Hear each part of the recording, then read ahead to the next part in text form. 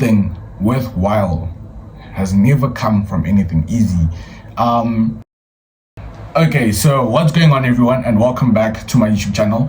It is I, the Real Ngeti himself, and today on our episode of Real Talk, I just want to talk on something that I've been actually experiencing myself. It hasn't started recently. It's been going on for the last we could say 3 to 4 months. Yeah, and one thing that I have seen from all great men, all great people that have made it, this was an essential part of the, how should I say this, makeup. This is what made them. So firstly, as you may know, I'm someone that is hugely inspired by the Bible, and when I go to the Bible and I look at a great man, one of the greatest people of all time, Abraham, the father of faith, he was told to leave his father's house, his kindred, and everyone that was around him, and he was told to go on a journey. So from this, what I've learned is that in order for any good thing to happen, you have to leave where you're currently at in order for you to go on the journey of self-discovery, of which that's how I believe it was. Look at how he left his father's house, he left the country where he grew up, where people knew him, and he went into a land where he was a stranger. Who would do that? Who would leave the comfortable place? Of which, when we go to self-improvement, it's all about putting ourselves in uncomfortable situations. What do I mean? Doing easy things does not result in a fruitful it doesn't result in anything fruitful. It doesn't result in a life that is rewarding. Yes, it's rewarding in the short time or in the short term, but in the long term, that enjoyability is no longer available. And from staying alone or enjoying alone time, you take time to self-reflect, introspect, look into your life, look into the tiny corners, the parts that scare you the most. That's what I've been doing. Like, for the last, ever since I started this year, I've been trying to become a better person each and every day. Of which, for me to do that, if I'm always surrounded by noise, if I'm always surrounded by people talking, what time do I take to self-reflect? What time do I have to actually look at what I did wrong and try to improve? Because that's what self-improvement is all about. And trust me, nobody actually enjoys being alone for a long time.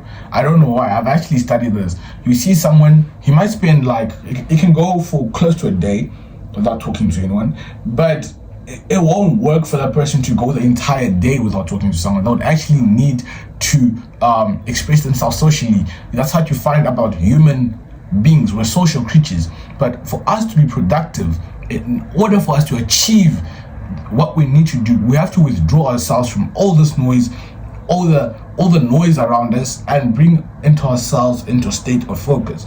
And that can only be done or achieved by being alone. Another person that I like, for example, Jacob. Although a lot of people say he was a scammer, whatnot, that brother, he left. Even though the reason why he was leaving is because he had done something wrong, he left because he left to a place where he knew no one. And from there, that's where you can see he started to grow. I look at each and every one that at most of my examples, the mentors that I have, at each and every one, these people can have the ability to actually withdraw themselves from a group of people and be able to say, no, okay, I'm going to do what I have to do. I have the ability, having the ability to say no and not feeling scared of being alone is the top 2 things that I've seen will result in a winning mindset. Because once you're able to say no, and you're not afraid to be alone, nothing can actually stop you besides yourself. Because let me tell you something, I've actually seen this thing about discipline. Discipline is actually us failing to say no to ourselves, because we get an urge to do something. Let's say you've got a pornography addiction, you've got a smoking addiction, a drinking addiction. You get this craving and you fail to turn it off. You fail to say no to the addiction. You fail to say no to whatever you have to do. And another thing that I've clearly seen is that when I'm alone, especially in terms of spiritual growth, I like the scripture. I don't know if it's in Acts or in Corinthians. It says, separate he, me, Paul and Barnabas. God wanted to do something great with Paul. He wanted to do something great with Barnabas.